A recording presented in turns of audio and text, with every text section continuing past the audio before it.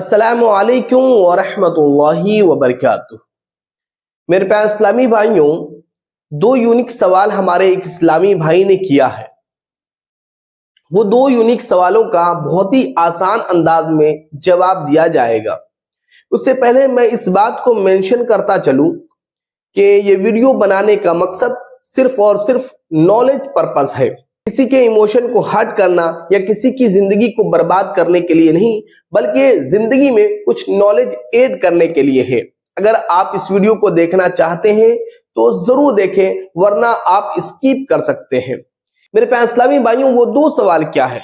वो दो सवाल ये हैं कि किसी भी मर्द और औरत को कितना साल तक हमबिस्तरी का शौक रहता है, वो कितना साल तक अपनी अहलिया के साथ जिनसी ताल्लुकात कर सकते हैं। मेरे पास इस्लामी भाइयों, माहिर जिनसियात ने अपनी किताब में तहरीर फरमाया है कि एक मर्द और एक औरत जो है वो 60 से 70 साल तक जिनसी ताल्लुकात कायम कर सकते हैं। लेकिन आज के इस जमाने में ऐसा होता है कि जब बच्चे बड़े हो जाते हैं और शादीशुदा हो जाते हैं, उसके बाद माँ अलग हो जाती है, बाप अलग हो जाता है, फिर उसके बाद वो दोनों आपस में ताल्लुकात को पैदा नहीं कर पाते हैं और उसका बहुत बड़ा नुकसान भी होता है। रही बात ये कि देखिए, स्टैंड कब होता है? जब इंसान जवान रहता है तो उसका आले तनासुल, उसका नफ्स जो है वो इंतशार कब करता था? 2 से 3 सेकंड के अंदर इंतशार हो जाता था। लेकिन जब इंसान 60 और 70 साल का हो जाता है तो चाहे वो मर्द हो चाहे औरत, वो हमबिस्तरी की तरफ उसका रुझान जो है 2 गुना और 3 गुना वक्त लेने के बाद होता है, लेकिन फिर भी उनके अंदर हमबिस्तरी का शौक मौजूद रहता है। जब वो लोग जुदा हो जाते हैं, एक बेटे के पास और एक बेटी के पास जब चले जाते हैं, तो माहिर जिनसियात ने अपनी किताब में तहरीर फरमाया है कि उसका इतना बड़ा नुकसान होता है कि ब्रास्टेट कैंसर हो जाता है, हार्ट अटैक का शिकार हो जाता है और जोड़ों में दर्द होना शुरू हो जाता है। तो मेरे पास इस्लामी भाइयों, जहां तक पॉसिबल हो सके अपने माँ बाप को एक साथ जिंदगी गुजारने दिया जाए, ताकि जो है वो अपनी जो भी बातें हैं और जो भी फैसले हैं वो दोनों एक साथ ले सके। फिर हमारे एक इस्लामी भाई ने ये सवाल किया कि हजरत, बहुत सारे हमारे इस्लामी भाई और हमारे दोस्तों अहबाब हैं जो कि अपनी टाइमिंग को लेकर के फिक्रमंद है। वो ये सोचते हैं कि हम सही तरीके से अपनी अहलिया को, अपनी वाइफ को सेटिस्फाइड नहीं कर पाते हैं, हमारी टाइमिंग कम है। तो क्या कुछ ऐसे मर्द हैं या उसकी कुछ निशानियां हैं कि अगर वो निशानियां उस मर्द के अंदर पाई जाएगी तो उसका टाइमिंग कम होगा? तो मेरे प्यारे इस्लामी भाइयों, माहिर जिनसियात ने इस बात को भी अपनी किताब में तहरीर फरमाया है कि 8 ऐसी निशानियां हैं कि अगर ये निशानियां किसी मर्द के अंदर पाई जाती है तो उसकी टाइमिंग कम होती है। ये 100% नहीं है, बल्कि 99% या 80% जरूर मौजूद होती है। इस मर्द के बाल नाक से बाहर आते हो तो उस मर्द के अंदर भी टाइमिंग की शिकायत होती है।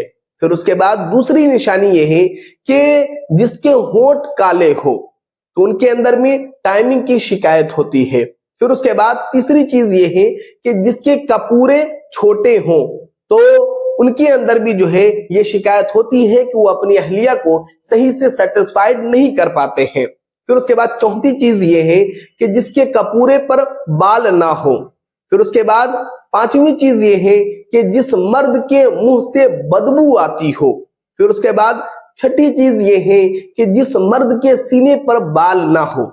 फिर उसके बाद 7वीं चीज ये है कि जिस मर्द की गर्दन लंबी हो। फिर उसके बाद 8वीं चीज ये है कि जिस मर्द के नफ्स के जोड़ों पर बाल आते हो, जोड़ों पे बाल आते हो, आप समझ गए होंगे।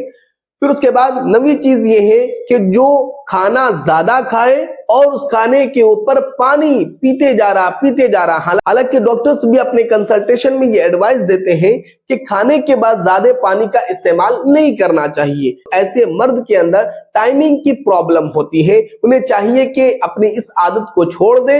इंशाअल्लाह तबारक व तआला वो चीजें जो है दुरुस्त हो जाएगी। फिर उसके बाद ये है कि जो मर्द हमेशा थूकता रहता हो, उसके अंदर भी जो है टाइमिंग की प्रॉब्लम होती है। फिर उसके बाद जो मर्द ज्यादातर सोते हो तो उनके अंदर भी जो है टाइमिंग की प्रॉब्लम होती है। फिर उसके बाद ये है कि शराबी के अंदर भी टाइमिंग की प्रॉब्लम होती है। फिर उसके बाद ये है कि जो बंदा सिगरेट ज्यादा पीता हो اور عورت ایسے مرد سے دور رہے جس مرد کے چہرے پہ داڑھی نہ ہو. جس مرد کے چہرے پہ داڑھی نہیں رہتی ہے اس کے اندر بھی ٹائمنگ کی پرابلم ہوتی ہے. لہذا میرے پیارے اسلامی بھائیوں، یہ وہ تمام نشانیاں ہیں جس سے ٹائمنگ کا پرابلم ہوتا ہے اور ہمارے اسلامی بھائی سمجھ نہیں پاتے ہیں، اور پھر اس کے بعد وہ ڈاکٹروں کے دروازے کو کھٹکھٹا کر کے وہ تھک جاتے ہیں، دوائیاں کھا کے اپنے جسم کو خراب کر لیتے ہیں، اپنے لیور کو خراب کر لیتے ہیں، لیکن ان ساری عادتوں کو نہیں چھوڑتے ہیں. تو میرے پیارے اسلامی بھائیوں، اگر یہ ساری عادتیں ہیں، اگر یہ سارے پرابلم ہیں، تو اس کا سلوشن ڈھونڈیے اور دوائی کا کم سے کم استعمال کیجیے. السلام علیکم ورحمۃ اللہ وبرکاتہ.